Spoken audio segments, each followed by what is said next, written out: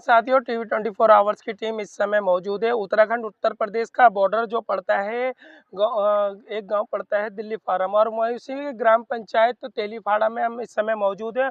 और मैं अपने कैमरा पर्सन से कहूँगा थोड़ा आगे आए और दिखाए कि यहाँ पे ये अशोक के पेड़ जो हैं, यहाँ पे अशोक के पेड़ जो यहाँ के ग्राम प्रधान है सूरजभान सिंह भंडारी जी द्वारा यहाँ पे लगवाए जा रहे हैं। मैं अपने कैमरा पर्सन से कहूँगा थोड़ा और आगे आए कि आगे आके दिखाए कि महिला यहाँ पे जो स्थानीय महिला जो यहाँ के ग्राम प्रधान है उनका साथ यहाँ पे सहयोग उनका कर रही है। और आपको दिखाएं कि यहाँ पे ये जो अशोक के पेड़ है उनके द्वारा यहाँ लगाए जा रहे हैं। पिछले साल भी जहाँ तक मुझे सूचना मिली है, पिछले साल भी उनके द्वारा काफ़ी यहाँ पे जो ये पेड़ थे, यहाँ पे काफ़ी पेड़ यहाँ पे लगाए गए हैं।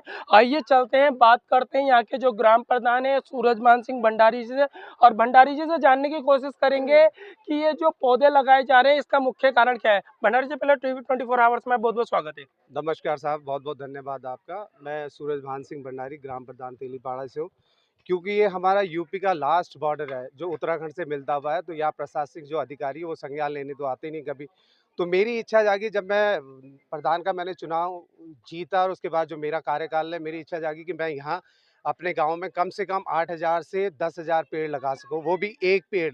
क्योंकि गवर्नमेंट से जो पेड़ मिलती है हमें, वो अलग भिन्न भिन्न प्रकार के होते हैं जो जीवित भी नहीं रहती। क्योंकि सबसे बड़ी होती है रिस्पॉन्सिबिलिटी। रिस्पॉन्सिबिलिटी का मतलब ये है कि आपको हर एक पेड़ की जिम्मेदारी लेनी पड़ती है।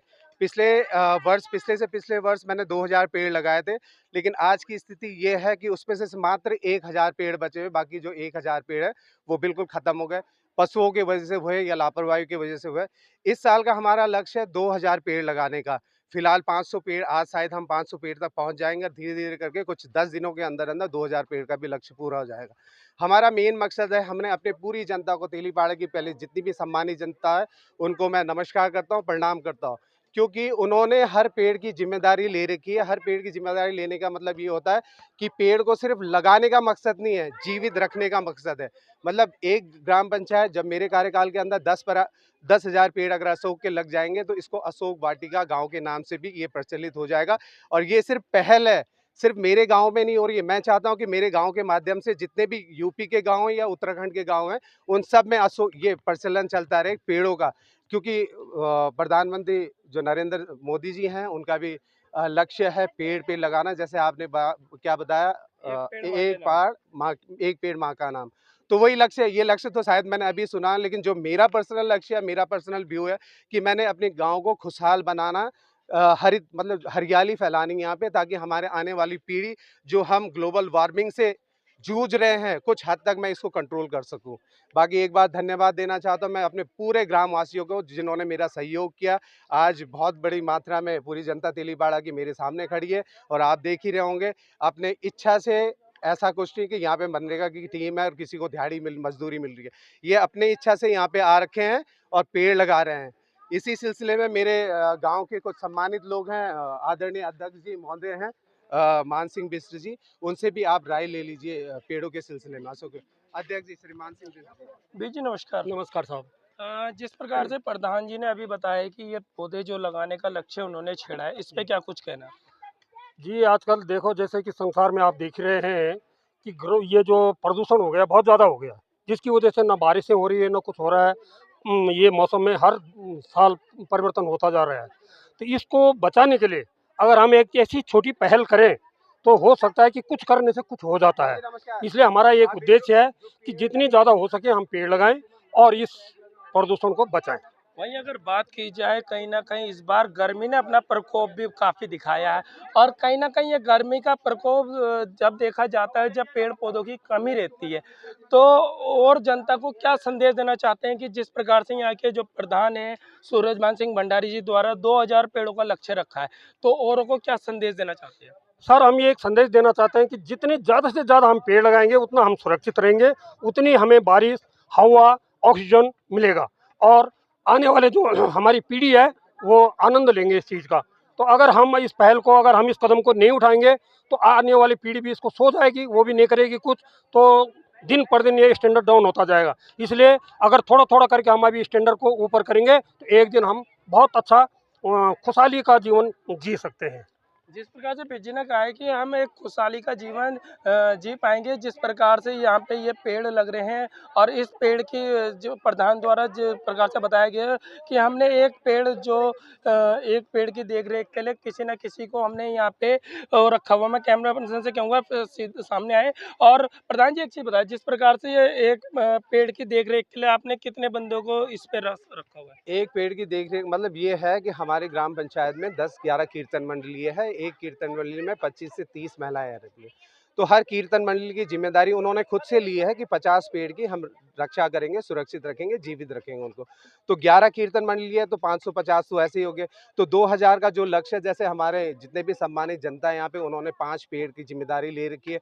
तो हमारा सिर्फ़ मकसद पेड़ को ज़िम्मेदारी मतलब किसी व्यक्ति को ज़िम्मेदारी देने का नहीं है। हमारा मकसद है कि उस पेड़ पे उस व्यक्ति का नाम भी लिखा जाएगा, ताकि वो जब तक रहे पेड़, उस व्यक्ति के संरक्षण में रहे, वो व्यक्ति ही उस पेड़ की जाँच उसको जीवित रखने का कार्य करेगा। ये सब चीज़ हमारे माइंड में चल रहा है। तो ये सब तेलीपाड़ा की जनता भी उत्साहित है, वो भी सपोर्ट कर रही है। वहीं अगर मैं बात करूँ जिस प्रकार से आपने बताया 2022-23 में आपने कम से कम 2000 पेड़ लगाए थे, उसमें 1000 पेड़ मात्र जीवित रह गए। कैमरा पर्सन से कहूँगा थोड़ा आगे आए कि 1000 पेड़ इसमें जीवित रहे हैं। आपने बताया 8 से 10,000 पेड़ आपका लगाने का इस बार का लक्ष्य है। तो इसकी देख-रेख में आपने बताया 25-30 तो कीर्तन मंडलियाँ है और जो पेड़ बचेंगे उस पेड़ों की देखभाल किस प्रकार से आपके द्वारा की जाएगी? अच्छा, जो लास्ट पिछले से पिछले साल मैंने 2000 पेड़ लगाए थे, उसमें से सिर्फ़ 1000 पेड़ जीवित है। उसकी रीज़न ये है कि यहाँ जो पशुएँ जंगली जानवर्स हो गए, आपके पालतू पशुएँ जो आवारा पशु छोड़ रखे हैं, उनकी वजह से भी पेड़ों का नाश होता है, एक। दूसरा मैंने किसी को रिस्पॉन्सिबिलिटी नहीं दी, क्योंकि मेरा कार्यकाल स्टार्टिंग का था, तो मैंने 2000 पेड़ का लक्ष्य रखा था। लेकिन उसके बाद रिस्पॉन्सिबिलिटी, ज़िम्मेदारी नहीं देने की वजह से 1000 पेड़ टूटे हैं उसमें। कुछ हो सकता है पानी की वजह से, हवाओं की वजह से या पालतू पशुओं की वजह से, है ना? लेकिन इस बार जो रिस्पॉन्सिबिलिटी है वो सारे आदमियों ने ले रही है, तो मैं भी उत्साहित हूँ। जब जनता मेरे सपोर्ट में है तो मैं भी उत्साहित हूँ कि मैं अपने कार्यकाल के अंदर-अंदर 10,000 पेड़ों का, अशोक के पेड़ों का लक्ष्य पूरा कर सकता हूँ। वहीं अगर बात की जाए यहाँ के जो स्थानीय विधायक है और जो यहाँ के नेतागण हैं, उनके द्वारा आपको किस प्रकार का सपोर्ट मिल रहा है? भाई मैं उन सब के लिए सिर्फ़ हाथ ही जोड़ सकता हूँ, क्योंकि अपने 5 साल के कार्यकाल में वो एक बार भी नहीं आते। जब उनको वोट की आवश्यकता होती है तब वो वोट माँगने आते हैं, बाकी वो इस तरफ, क्योंकि मैंने आपसे पहले कहा बॉर्डर का इलाका है, तो यहाँ प्रशासनिक अधिकारी और विधायक बहुत ही कम, मतलब रेयरली 5 साल में अपने कार्यकाल के अंदर 1 दिन आते हैं, और वो भी वोट माँगते हैं और चले जाते हैं। मतलब जो योजनाएँ हैं सरकार के द्वारा, वो धरातल पे मेरे माध्यम से तो आएगी, लेकिन उसको चलाने के लिए आपको प्रशासनिक अधिकारी का भी सपोर्ट होना चाहिए। बॉर्डर का इलाका होने के कारण यहाँ प्रशासनिक अधिकारी संज्ञान भी नहीं लेता, ना किसी को पूछता। क्योंकि मैं जितने भी सैनिक यहाँ पे 98% सैनिक परिवारजन हैं, तो क्योंकि वो सारे सक्षम हैं, गवर्नमेंट रिटायर है, कुछ सेवा में हैं, तो वो सब अपने-अपने माध्यम जागरूक है, देश के प्रति कुछ करना चाहते हैं। और हम भी यहाँ पे सिर्फ़ एक सरकार है, बीजेपी सरकार, जिसको हम सपोर्ट करते हैं। क्योंकि हमें पैसा तो बात की बात है, योजनाएँ बात की बात है, विकास बात की बात है। पहले हमें अपने धर्म को बचाना है। तो धर्म को बचाने के लिए जितने भी सैनिक बल हैं यहाँ पे, 98% पूरे सैनिक बल है, जो रिटायर भी हैं, जो कार्यरत भी हैं। तो उनकी वजह से हम बीजेपी को सपोर्ट करते हैं, लेकिन शायद सरकार का ध्यान हमारी तरफ बहुत ही कम जाता है।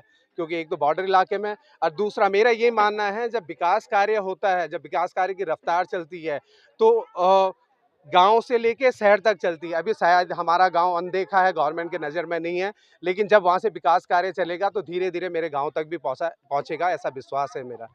और वहीं अगर मैं बात करूँ तो जो और ग्राम प्रधान है, चाहे आपका ये आपका उत्तर प्रदेश में पड़ रहा है और उत्तराखंड में भी कहीं न कहीं काफ़ी ग्राम प्रधान वग़ैरह हैं, उनको क्या संदेश देना चाहेंगे आप? बस यही संदेश देना चाहता हूँ कि भाई जी, जो आपकी निधि है, प्रधान निधि, आप उसको सुरक्षित रखिए, अपने गाँव का भला करिए। पैसा, मुझे लगता है हर प्रधान की जेब में जब पैसा आता है तभी वो योजनाएँ, जो ब्लॉक की योजना अपने गाँव धरतल मतलब भूमि तक ला सकता है, अपनी धरातल तक ला सकता है, पैसे खर्च होते हैं।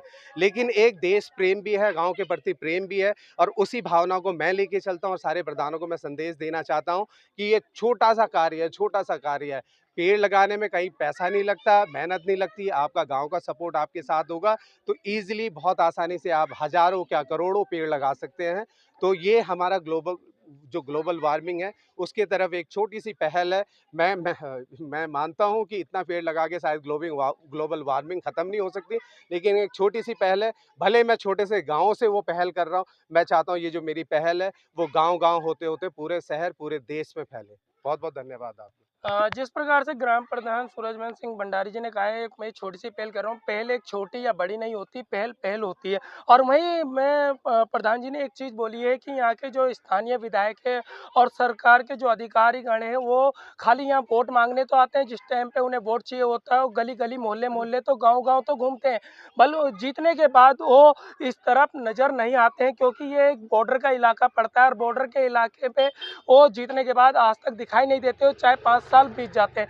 मैं उत्तर प्रदेश की भाजपा सरकार से और जो यहाँ के स्थानीय विधायक हैं, उनसे खाली यही अपील करना चाहूँगा, अगर आप वोट माँगने जाते हैं तो वहाँ कम से कम वोट जीतने के बाद एक बार झाँकने ज़रूर आएँ। इसी प्रकार से आप बने रहिए। मैं टीवी 24 आवर से नितिन शर्मा, उत्तर प्रदेश।